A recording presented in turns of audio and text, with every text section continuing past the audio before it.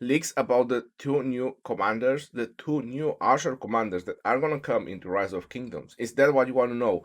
Well, I got both of them in this video. We're gonna reveal how they look, and we're gonna see their skill description in this video.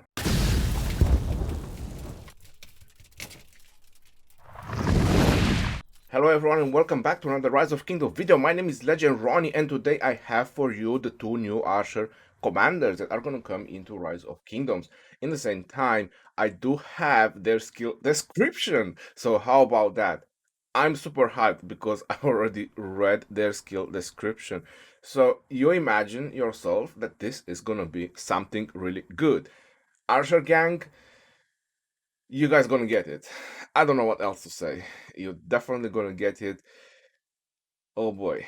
Now, first thing first, what we have to say, this is not official release, but I kind of trust this site, to be honest. Whenever they release things, they were kind of like 99% sure, but you do have to keep this in mind that it might just not be the same as the official release. This is also translation from Russian to English because this is rockguides.ru. Anyways, you probably already read what it says on the top. So let's go further down and let's see. Cyrus II, this is how he looks, founder of the Persian Empire. Oof. Sounds pretty nice, isn't it, when you think about it? They also say a couple of things about their history. I've also done that video where I also showed a couple of things.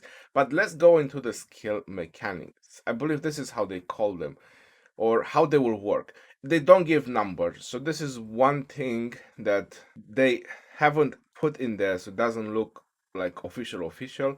Immortals deals direct damage to the target and increase the additional damage taken by this target for several seconds. Well, this is pretty amazing because we already have a couple of additional damage commanders. We got Artemisia with her expertise, right, and is still Archer commander. We got Chao-Dian, the new commander that is going to be introduced with her primary skill that does damage over time for 4 seconds, right? And I'm pretty sure we can find a couple of more. Ramses does damage as well, and I still believe that his, at least his second, is considered additional damage because I've noticed sometimes that his second, the damage on Ramses, sometimes the second is a little bit bigger, and that's probably because some players have the additional damage from the skill Tandri. Anyway, just presumptions, because it doesn't say in the description on Ramses that is additional damage. But in theory, there is a lot of additional damage commanders that you can pair with him. Not to mention that if you swarm the target, you have Alexander II, which I believe is considered additional damage. You have El Cid II, which I also believe is considered additional damage. So plenty of options that will work to inflict more damage on this target. So that's pretty amazing. But we will go further down because this is not all. Rifleman. This is what tells us that he's going to be an archer. I suppose that this is the translation for archers. Rifleman led by this commander receive a speed bonus. Thank God. Another speedy archer. That's what I needed because I was really struggling with my pairs because of the march speed that Ramses doesn't have. So I think we'll finally put Elsie to rest. I think probably Edward as well. Who knows? I don't think so. Edward is Edward. A speed bonus on the march and a bonus to defense or attack. Of course, he had to leave. It would be nice if he's gonna be defense, because if he's gonna be attack, he's gonna be a little bit squishy. But again, attack or defense, he does have march speed, which I care about the most. I hope it's gonna be more than 10%, and I'll be happy. Let's go on to the third skill. Persian Bow. When troops led by this commander are composed of archers only, their normal attack has a chance to inflict additional delayed damage over several seconds. I'm not sure that the delayed was needed over there. I believe that this is the additional damage. So there you have it. This is why his primary skill also increased the additional damage on the target. So himself has additional damage. While delayed damage is in effect, the target deals less damage with skills. Wow. So the commander doesn't need skill damage reduction. I suppose that would be a little bit too OP. So this is much better because that's why Ramses is so tanky, right? Because Ramses has 30% skill damage reduction. On addition, he has a chance to increase his defense by 40%, which is pretty amazing. But this commander reduces the target skill damage that it deals, means that in a rally situation, yo, that's gonna be pretty cool. The effect works no more than once every couple of seconds. So I'm expecting that the effect will last 3 seconds and it's gonna have like a 5 seconds cooldown before the chance comes back. And then it applies pretty much probably about every 10 seconds for 3 seconds. The target will do less skill damage. But that's gonna be significant for a garrison or in a rally situation if those two things are gonna match. But still, damage with the primary and then damage with the third so far. Not to mention that the second boosts the archers. So let's go to the fourth. Cyrus Cylinder. When attacking on the map, in an open field, troops led by this commander have a chance to inflict delayed damage. Whoa! Whoa! What the hell? 3 skills that can inflict damage? Holy moly, Scrapero. There's no commander into the game that has a third skill that can inflict damage. And this guy has the third skill. Up to a maximum of 3 targets. So it's even AoE. So it's not just the third damage in skill. It's even AoE. In a certain radius, circular zone for several seconds. Wow. This effect works no more than once every couple of seconds. And most likely this is going to be considered additional damage as well. That is insane. The amount of damage this commander will be able to inflict on its own. I can't wait to see the numbers. I think they're turning into archers. They used to be a fan of calves. I think now they're turning into being fan of archers. What's going on at the lead headquarters? King of the world. Expert skill. After using the active skills, the arrow of this commander receives a bonus to attack and a bonus to defense for several seconds, and also receives additional units of rage per second. Holy moly, Scrappy. So he has rage restoration. He has his own rage restoration plus attack and defense bonus. Wow. Just wow. This is very cool. I just don't know what else to say. The effect can be triggered no more than once every 2 seconds. Well, the difference between the primary and the secondary skill is 2 seconds, meaning that this should trigger on the primary commander and this should trigger on the secondary commander as well, exactly like Edward. Edward, his expertise increased normal attack and counter attack after his skill by 50%, and that happens after primary commander and happens after the secondary commander as well, meaning that you have that for 4 seconds. Wow, so you have attack bonus and defense bonus for 4 seconds plus rage restoration. Who knows for how many seconds? This is insane, yo. So this guy Cyrus is gonna be insane.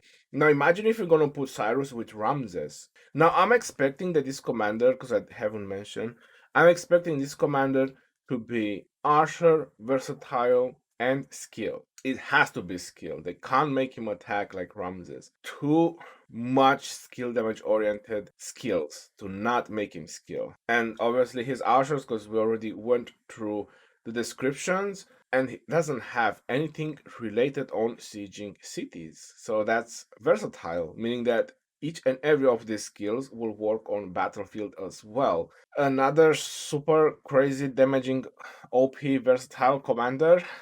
Hell yeah. And like I said, I believe that him and Ramses is going to be the next best thing because Ramses offered a 30% skill damage, a little bit of healing, and a 40% defense chance. And Ramses also reduces the target defense and make them not take heal for 2 seconds. Oof, that's gonna go pretty good. Plus a lot of attack on archers. Take it. Yeah, this guy is gonna rock bottom for sure. But let's see Nebuchadnezzar, because does he look like an archer? Now let's be serious. Does this guy look like an archer? I mean, on this guy, at least they gave him a bow. He has a long beard and all that. I wonder how many times did he catch his beard when trying to pull an arrow and stuff like that. Anyway, that doesn't matter. But still, at least he has a bow and an arrow. But what does this guy has? He has a cup and a ruling mace or a staff or whatever that is, and a sword. He doesn't even have at least a bow somewhere. Just throw a bow on his feet. Yeah, so I already spoiled it. He's his archer, but we're gonna see that soon enough. They're also writing about his history a little bit over there. Let's go into the skill mechanics. because being an archer commander, he obviously does some damage. Skill mechanics. Babylonian deals direct damage to targets in a wide sector, fan-shaped area in front of him, up to 3 targets. Damage dealt to each target is reduced by 15% for each additional target. Well, another AoE Archer commander hits up to 3 targets. That's pretty nice. Alright, that's a good start. Riflemen led by this commander receive a bonus to defense and a bonus to speed on the march.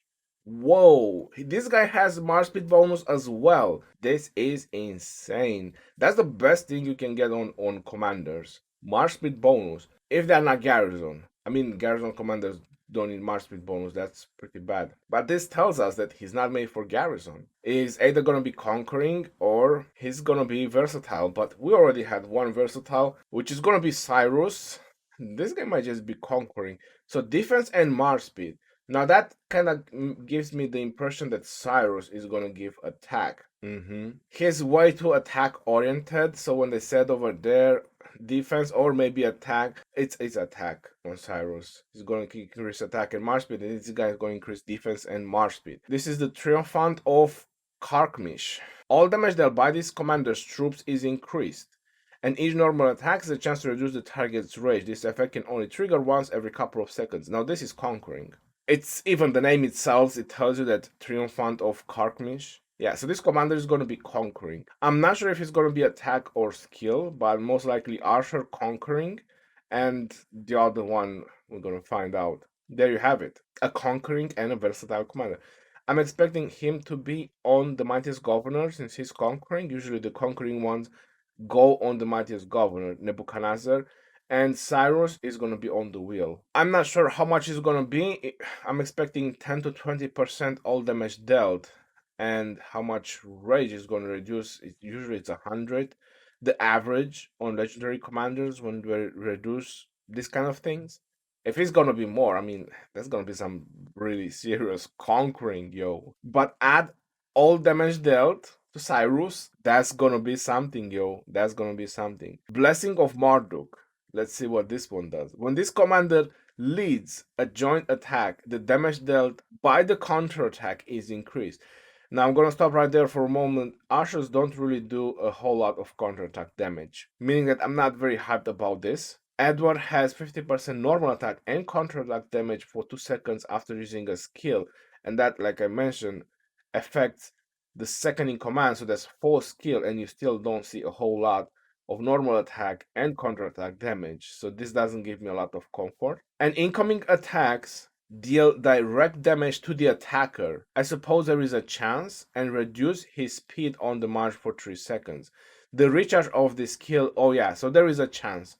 The recharge of the skill, in my opinion, is 5 seconds. That's kind of usual. There is a 3 to 5 seconds internal cooldown that is kind of general now on legendaries. But this is additional damage again because it has a chance to deal direct damage to the attacker. Wow. Just wow. So he has his primary and then he has this one with again more damage. That's insane, yo. And reducing his march speed. No escape for the infantry. Take that. Ow. Bye bye, Richard. King of Babylon, expert skill. Alright, so this is his primary skill enhanced. Deals direct damage in a fan shaped area in front of you, up to 3 targets. Damage dealt to each target is reduced by 15% for each additional target. At the same time, deals additional damage to the current target. Whoa, even more damage. I'm speechless, yo. These two commanders have so much damage and additional damage packed together. I don't think they're just made to demolish Zenobia. I think they're just made to demolish anything else. I think they made them to just literally counter everything else. But again, we don't have the numbers, right? So we don't know exactly how much. Maybe Blessing of Marduk is just 500, but I kind of doubt it. That is just 500. King of Babylon, expert skill. The additional damage, I'm expecting it to be at least for 2 seconds or 3 seconds, maybe 400 each. I mean, Artemisia does that on her expertise, right? She does 400 or each second for 3 seconds. I mean, that's very possible. Anyway, you have it over here, the skill description, or at least the skill mechanics, if you want to call them like that. And the look revealed, at least we know approximately what they do, which is a crazy ton amount of damage. This is insane, the damage pack these guys have together. So many skills that do damage on two commanders. It's just insane, yo. I hope you enjoy this and I hope you like this because I'm super hyped for Cyrus. Nebuchadnezzar is just gonna be an additional hype. Until next time, this is your boy Legendary signing off. Like and subscribe. Peace out, yo, and take care. See you in the next one, and stay safe out there.